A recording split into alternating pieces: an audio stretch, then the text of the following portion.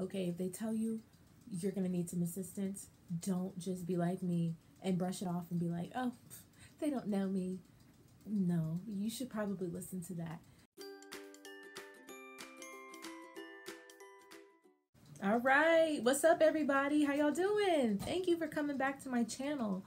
It's Kimberly Rose here. I'm gonna be talking to you guys today about the 5 tips that I learned from my bladder surgery, also known as the Indiana augmentation cystoplasty. Whew, it's a mouthful, right? When I made these tips, I remember I was in the hospital and I was thinking, okay, I want to do videos and show people what this is really like.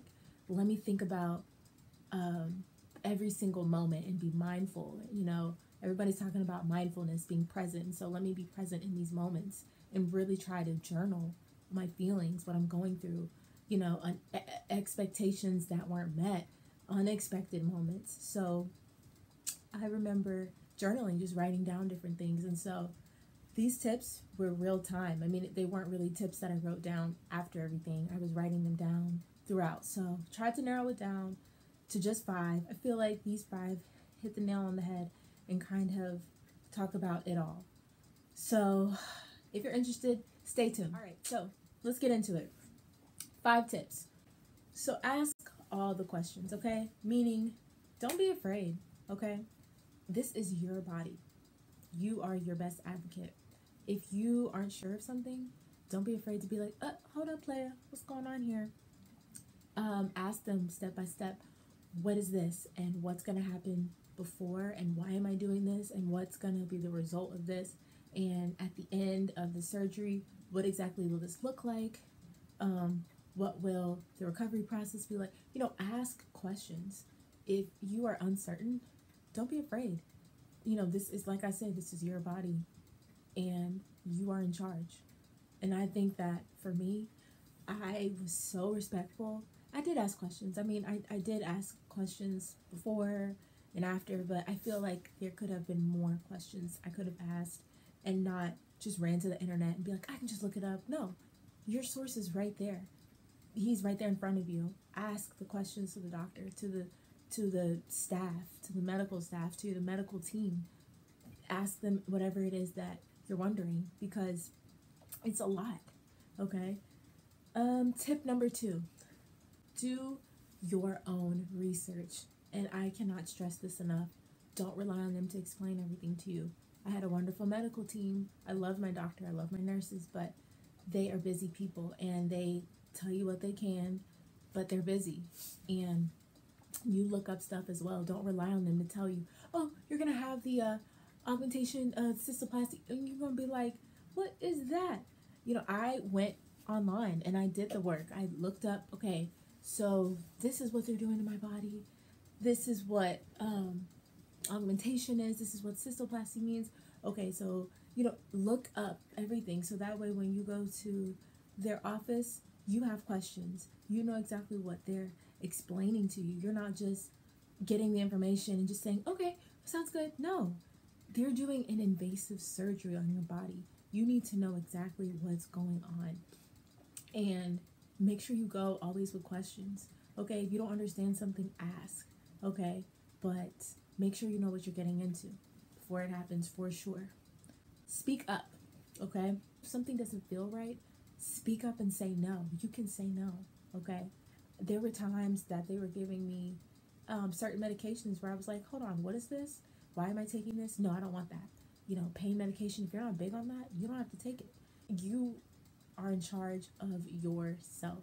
You know, they advise you, they give you the best medical advice, but sometimes take it with a grain of salt. Yes, they are experts, they are professionals. Nobody's saying go above them, but like I said, speak up for yourself and ask questions, okay? Do some research. Figure out why you're taking certain medications. Figure out why they're administering certain things on your body, okay? Because you're going to be the one left with this body. You only have one. So make sure you just get clarity on everything. Number 4, make sure you prearrange any help that you're going to need. And this was a big one for me too, because like I said in the previous video, when I went to the hospital, I was like, I'm going to be leaving here and I'm going to be A-okay. and the doctors did tell me, you're going to need some help. And I was like, you don't know me. But they were right.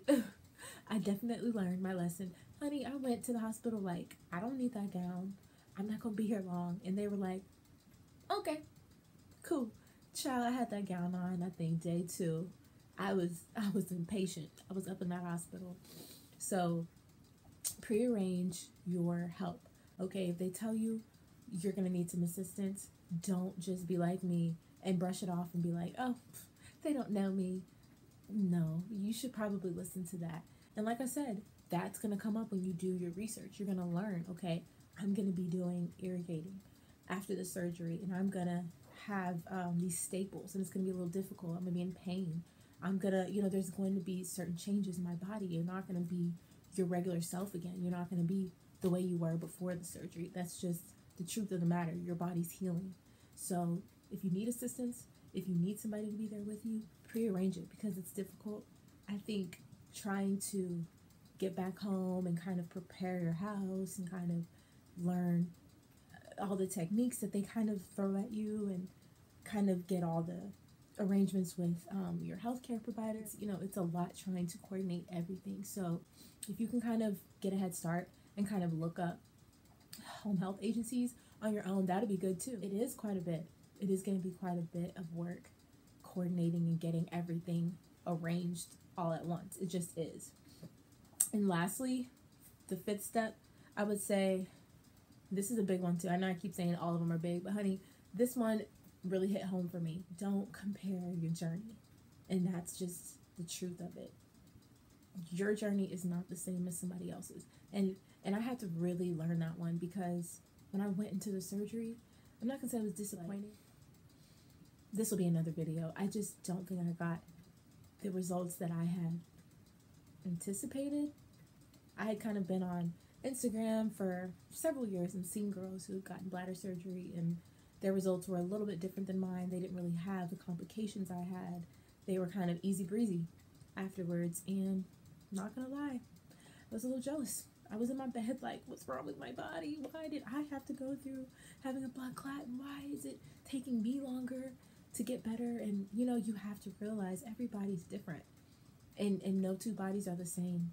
And maybe that person did something that I probably should have, and you just have to make sure that you don't look at somebody else and think, oh, I'm supposed to be the same as them because they had the same surgery as me. No, it's completely different, and that's okay. As long as you know the signs of infection, those type of things are abnormal. But it's totally normal to have a different experience than somebody else. It's fine. As long as your body is healing, your stomach's healing, and it's healthy, it's fine. It's okay. So those are my 5 tips. I hope they were helpful. If you guys want some more information or more tips, I can make another video with tips continued, but just let me know. I think that this was good enough for now.